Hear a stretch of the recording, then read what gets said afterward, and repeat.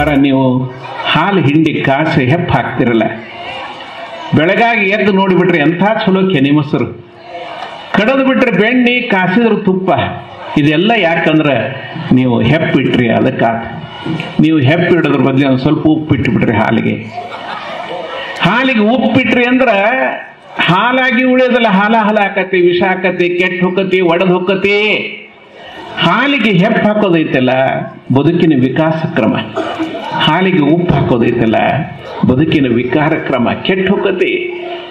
ಪುಣ್ಯ ಪ್ರವಚನ, ಇಂಥ ಕಾರ್ಯಕ್ರಮ, ಇಂಥ ಸ್ವಾಮಿಗಳ ದರ್ಶನ ಮಾಡಿಸೋದು ಯಾಕಂದ್ರೆ ಹಾಲಿಗೆ ಹೆಪ್ಪಿಡ್ಲಿ ಅಂತ.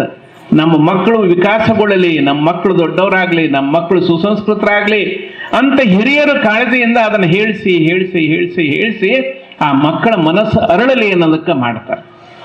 ನೋಡ್ರಿಪ್ಪ, ನೀವೆಲ್ಲ ಈ ಭಾಗದೊಳಗೆ ಕಬ್ಬು ಬೆಳಿತೀರಿ. ಇವ್ರು ನೋಡ್ರಿ ಎಷ್ಟು ಚಂದ ಗುಟ್ಕ ಹಾಕ್ಕೊಂಡ್ರಿ ಇದ್ರಿಗೆ ಕೂತ್ಕೊಂಡು.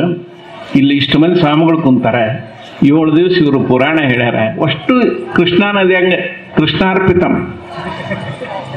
ಕುಟ್ಕೊಂಡು ಈ ಗುಟ್ಕ ಹಾಕ್ತಾರಲ್ಲ. ನಿಮ್ಮ ಸಲಾಗಿ ಹೇಳೋದಲ್ಪ, ನಾನು ಜನರಲ್ ಆಗಿ ಹೇಳ್ತೀನಿ, ದಯವಿಟ್ಟು ತಪ್ಪು ತಿಳ್ಕೊಬೇಡ್ರಿ.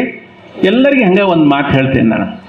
ಗುಟ್ಕ ಹಾಕೊಂತಾರಲ್ಲ, ಆ ಗುಟ್ಕ ಹಾಕೋದ್ರಿಂದ ಏನಾಕತ್ ಗೊತ್ತಾ? ಈ 2 ಒಸಡಿದಾವಲ್ಲ, ಈ 2 ಒಸಡಿ ಹೆಂಗೆ ಹಾಕವಂದ್ರೆ ಕಾಲನು ಹಳೆ ಎಕ್ಕಡ ಇರ್ತಾವಲ್ಲ, ಕಾಲಾಗ ಹಾಕೊಳ್ಳೋ ಹಳೆ ಎಕ್ಕಡ, ಆ ಹಳೆ ಎಕ್ಕಡ ಆದಂಗೆ ಬಿರುಸು ಹಾಕವು. ಅವು ಹಂಗೆ ಬಿರುಸು ಆಗೋದ್ರಿಂದ ಏನಾಕತಿ ಅಂದ್ರೆ ರುಚಿ ಕಳ್ಕೊಂತವು. ನಾಲ್ಗೆ ರುಚಿ ಹೋಗ್ತದೆ.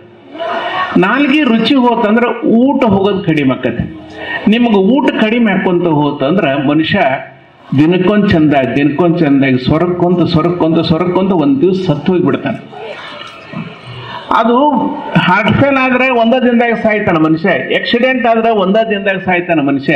ಗುಟ್ಕ ಹಾಕಿದ್ರೆ ಅದು ದಿನ ಕೊಲ್ತೈತಿ, ಮನುಷ್ಯನನ್ನ ದಿವಸ ಕೊಲ್ತೈತಿ. ಸಾಯೋ ಸತ್ತು ಹೋದ. ಇವನು ನಂಬಿದ ಹೆಂಡ್ರ ಮಕ್ಕಳು ಏನಾಗ್ಬೇಕು ಹೇಳ್ರಿ? ಊರು ಮಧ್ಯಾಹ್ನಕ್ಕೆ ಇವ ಹಲಿಗೆ ಹೊಡಿಸ್ಕೊಂಡು ಹೋಗ್ಬಿಟ್ಟ ಅಂದ್ರೆ ಇವನು ನಂಬಿದಂತ ಹೆಂಡ್ರು ಮಕ್ಕಳು ಏನ್ ಮಾಡ್ಬೇಕು? ಒಂದೇದು ಹೊಲ ಮನಿ ಕೂಡ ಮಾರಿ ಹೋಗೋದಕ್ಕ ಎಲ್ಲ ಸಂಪತ್ತು ಹಾಳು ಮಾಡಿಬಿಡ್ತಾನೆ. ಎರಡನೇದ್ದು ಆ ಹೆಂಡ್ರ ಮಕ್ಕಳಿಗೆ ಯಾರ ಗತಿ ಹೆಂಗಾರ? ಯಾರಿಗೆ ಹೇಳಿ ಹೋಗ್ತಾರೆ ಇವರು? ಯಾರಿಗೆ ಹೇಳಿ ಹೋಗ್ತಾರ? ಯಾಕೆ ಹಂಗೆ ಮಾಡ್ತಾರಪ್ಪ?